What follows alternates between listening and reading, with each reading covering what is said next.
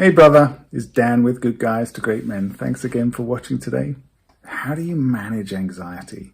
In particular, I want to be able to just connect with my girlfriend, my partner, my wife, my long-term lover, this person that either I'm really interested in getting to know and inviting into some kind of interaction with me, or somebody that I know really, really well. I find that this anxiety comes up. I find that it's almost debilitating sometimes. It can be various different levels, but it's important to understand that it's there and that it's not necessarily a bad thing. Why am I feeling anxious? What's the specific outcome that I'm focused on? Can I let go of that outcome and recognize that the anxiety is just telling me that I'm trying to engineer something? And with the understanding that when you're trying to engineer something, the person that you're with is often picking up on the fact that you're tense, you're unsure, you're nervous, you're tentative. And that then we have these things called mirror neurons where we respond to how somebody else is being with us, but so much of the communication is nonverbal. So much of the communication is facial expression, body language, all of this kind of stuff.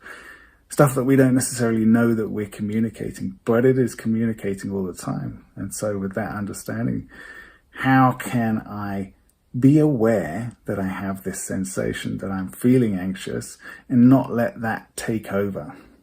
Sometimes you might get something that causes the anxiety. You might ask a question, how are you doing today? And you just get a shutdown, a barrier comes up. I say, I don't want to talk about it. And in that moment, up comes the anxiety. You're not sure what to do, what to say. Managing your own emotional state is the most important thing in that situation. And really, it's just because her emotional state and your emotional state changes really fast. And that's actually a really good thing. So if you're able to recognize, okay, I have some anxiety come up, it's not necessarily a bad thing. It tells me that I'm maybe looking for a certain outcome. And if I'm looking for a certain outcome, I'm not really able to be present in this moment with the person that I'm with right now. And if I'm not able to be present, then I'm not able to really understand what's going on for them. And that kind of comes across as I don't want to know what's going on for them. Well, that's what it feels like. When I just get sucked into and caught up in my own experience, in my own anxiety, it feels like I'm taking things personally. It feels like I get upset. And so managing your own emotional state to just be like, I'm not going to die. Nothing really bad is happening here. Take a breath, recenter, self-source your own strength and composure, and then continue. Maybe you can bring some humor into it. If you can bring some humor into it, you've got the best possible chance, especially when somebody is pushing back, because they know they're pushing back when they're not happy, right? If you can bring some humor in, it says that I am not affected by this. I can still be here, present with you, connecting to you, offering you some way of coming out of whatever it is that you're struggling with.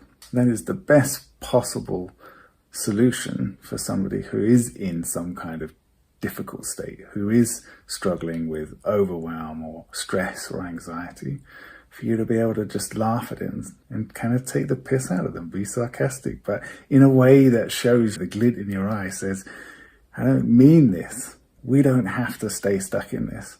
We can step out of it and we can step into some kind of connection together.